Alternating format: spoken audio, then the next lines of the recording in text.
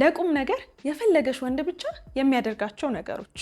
አሁን የፍቅር ግንኙነትን እንደ ጨዋታ የሚያዩ በጣም ብዙ ወንዶች ከመብዛታቸው የተነሳ የፈለገኝ ለቁም ነገር ነው፣ የእውነት ወዶኝ ነው ብለሽ ማሰብሽ አይቀርም። እኔ እህትሽ ደርሼልሻለሁ። ዛሬ ከኔ ጋር እስከ መጨረሻው ከቆየሽ የእውነት ሲወድሽ ለቁም ነገር ሲፈልግሽ ምን ነገሮችን እንደምታይበት በግልጽ አንድ በአንድ እነግርሻለሁ። ካንቺ የሚጠበቀው ቪዲዮን ላይክ አድርጎ መጀመር ብቻ ነው። አብራችሁን ቆዩ።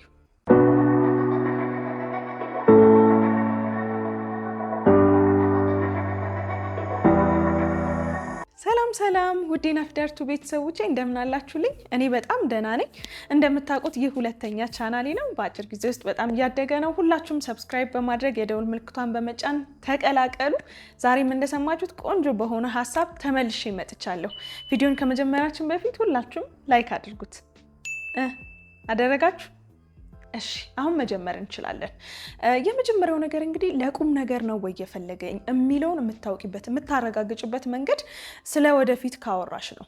ይሄ እንዴት ነው? ለቁም ነገር ያልፈለገሽ ወንድ ጊዜያዊ ነገርን ጊዜያዊ ሀሳብን ይዞ ወደ አንቺ የመጣ ወንድ ስለ ነገ አይጨንቀውም፣ ስለ ነገ አይገደውም። ዛሬ ከአንቺ ጋር መሆኑን፣ ዛሬ አንቺን ማግኘቱን፣ ዛሬ ላይ የምታሳልፉትን ጊዜ እንጂ ነገ እንደዚህ እንሆናለን፣ ነገ እንደዚህ እናስባለን የሚሉ ሲሪየስ የሆኑ ነገሮችን ጭራሽ አያወራሽም፣ አያስብም። ያው ሰው የሚያስበውን ነገር ነው አይደለም የሚናገረው። የሆነ አቅዱ ምን ብሎ የሚያደርጉ ሰዎች እንዳሉ ሁሉ ግን ብዙውን ጊዜ ሰው የሚያስበውን የሚጨንቀውን የሚገደውን ነገር ነው አይደለ ከአንቺ ጋር መጥቶ የሚያወራው። ስለዚህ ስለ ነገ ምንም ጭራሽ የማያወራሽ ከሆነ ነገ ስንል ደግሞ ከአንቺ ጋር ስላለው ነገር እንደው እንደዚህ እናደርጋለን፣ እንደዚህ እንሆናለን፣ ይሄንን ብናስብ ብናቅድ እያለ ስለ ነገ ጭራሽ የማያወራሽ ከሆነ እንደውም እሱ ነገ ብሎ የሚያስባቸው ነገሮች ውስጥ ምናልባትም ይሄ ሲሳካልኝ፣ ይሄን ሳገኝ ትምህርት ላይም ሊሆን ይችላል፣ ስራ ላይም ሊሆን ይችላል፣ ነገ ብሎ ፕላን የሚያደርጋቸው ነገሮች ውስጥ አንቺን ካላስገባሽ፣ አንቺን ካላካተተሽ፣ ነገ የሚለው ነገር ውስጥ ራሱን ብቻ ያካተተ ከሆነ በንግግሩ ነው ይሄንን ደግሞ የምታውቂው።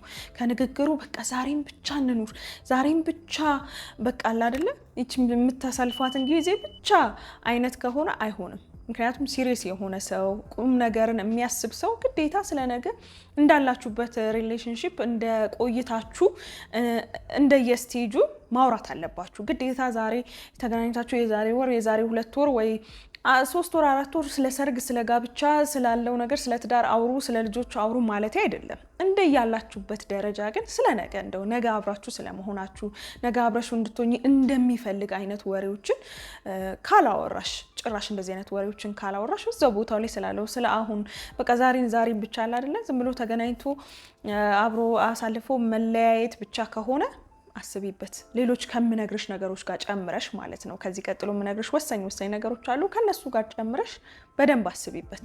ሁለተኛ ማገዝና ማበረታታት ከሌለ አሁን የፍቅር ግንኙነት ላይም እንደዚሁም ሰውን ስንወድ የሚያስበው የሚሞክረው ነገር እንዲሳካለት እንፈልጋለን። በመፈለግ ብቻ አንቆምም ደግሞ አይደል? ፈርዘር እንሄዳለን። በሀሳብ እናግዛለን፣ በጉልበት እናግዛለን፣ በገንዘብ እናግዛለን፣ ኢነርጂያችንን በመስጠት እናግዛለን፣ በማዳመጥ እናግዛለን። ብቻ ሰዎችን የምናግዝበት መንገድ መልኩ ብዙ ነው።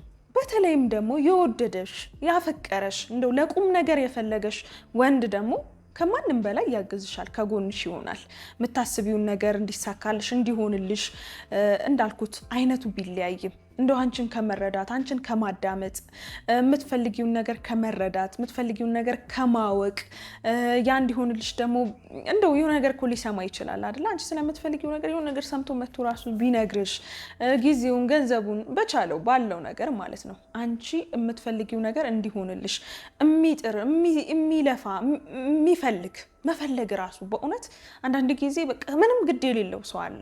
አንቺ የምታደርጊው ነገር ሆነ አልሆነ፣ ተሳካ አልተሳካ፣ ደስ አለሽ ደስ አላለሽ፣ ይሄ ላንቺ ነገር ምንም ግድ የሌለው የማያግዝሽ የማያበረታሽ፣ በርቀት ልትሆኑ ትችላላችሁ ያላችሁት፣ ተራርቃችሁ ሊሆን ይችላል። የምታሳልፊው ነገር የሚሰማሽን ስሜት ያለብሽን ነገር አንደርስታንድ የማያደርግ የማይረዳሽ፣ የማያግዝሽ፣ አይዞሽ የማይልሽ፣ ከጎንሽ ነኝ አለሁልሽ የማይልሽ ከሆነ ምንም ጥያቄ የለውም። የኔ ቆንጆ መፍዘዝ የለብሽም። ለቁም ነገር አይደለም ይሄ ሰው የፈለገሽ፣ ለጊዜያዊ ነገር፣ ምናልባትም ሌሎች ብዙ ምክንያቶች ይኖራሉ። በነገራችን ላይ ሰዎች በዚህ ሰዓት የፍቅር ግንኙነት ላይ የሚገቡበት በጣም ብዙ ምክንያቶች አሉ። እንዲህ ነው ብለን ዘርዝረን የማንጨርሳቸው እንደየሰው ስፔሲፊክ የሆኑ ማለት ነው።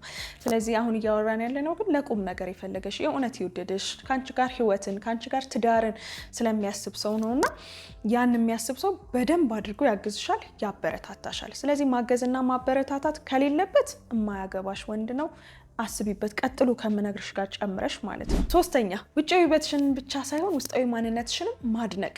ይሄም ሌላኛው ለቁም ነገር የፈለገሽ ወንድ የሚያደርገው ነገር ነው። ብዙውን ጊዜ ይሄ ፊዚካል የሆነን ነገር ብቻ ዓይንሽ፣ ጥርስሽ፣ ሳቅሽ፣ ቅርጽሽ፣ ሰውነትሽ እንደዚህ እያሉ መደናነቅ ብቻ ፍቅር ግንኙነትን የሚያኖር አይደለም። ምክንያቱም ሰው ውጫዊ አካሉ ብቻ አይደለም። ውጫዊ አካላችን እንግዲህ ፈጣሪ የሰጠን ነገር ነው አይደል? ከዛ በኋላ ደግሞ እኛ የገነባ ነው እኛ የሰራ ነው ማንነት ደግሞ አለን አይደለ? ባህሪያችን አለ፣ ለስራ ያለን ነገር አለ፣ ፐርሶናሊቲያችን አለ። ብቻ ያንን ነገር የማያደንቅ በቃ ከላይ የማያልፍ አይነት ሰው ከሆነ የኔ ቆንጆ የፈለገሽ ለጊዜያዊ ነገር ነው። ለጊዜው ነው የፈለገሽ። ለቁም ነገር የሚያስብሽ ወንድ አይደለም። ማለት ዓይንም ጥርስም ሁሉ ነገር ውበት እኮ ደስ ይላል አይደለ? ውበት ማድነቅም ጥሩ ነገር ነው። ለምን አደነቀሽ እያልኩኝ አይደለም። ብዙ ጊዜ እኔም ሪኮመንድ የማደርገው ነገር ነው። መደናነቅ ጥሩ ነው፣ ግን ደግሞ አንቺ ያ ብቻ አይደለሽም።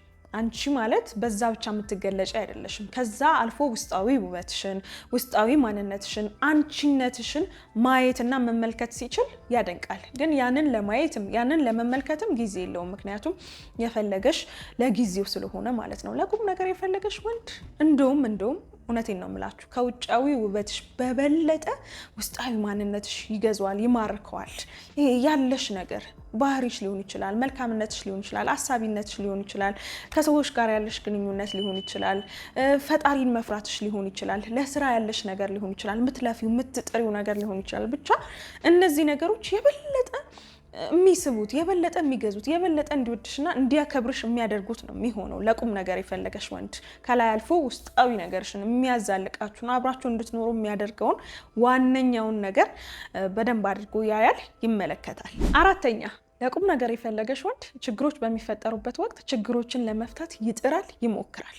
አደባብሶ አያልፍም።